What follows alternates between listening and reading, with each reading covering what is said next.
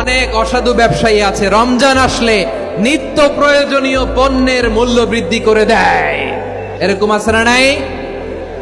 এগুলো করবেন না, মজুতদারি করবেন না, পণ্যের কৃত্রিম সংকট বাজারে করবেন না।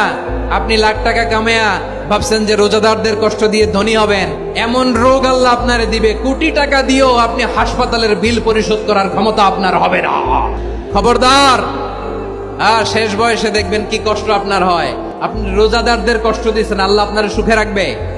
আল্লাহর দোহাই লাগে আমার ব্যবসায়ী ভাইরা এটা করবেন না। আরব বিশ্বে আমরা দেখেছি, আরব বিশ্বের ব্যবসায়ীরা সারা বছরে ব্যবসা করে, রমজানে ভর্তুকি দেয়। আর আমার দেশের কিছু অসাধু ব্যবসায়ী রমজানে গলাকাটা ব্যবসা করে আর সারা বছর সইটার উপর দিয়ে চলে। চিল্লায় বলেন ঠিক কিনা? করবেন না, এটা করবেন না। নিত্য প্রয়োজনীয় পণ্যের মূল্য বৃদ্ধি করা হারাম, পণ্যের কৃত্রিম সংকট তৈরি করা হারাম, মজুতদারি করা হারাম, রোজাদারদেরকে কষ্ট দেয়া হারাম। এটা করবেন না।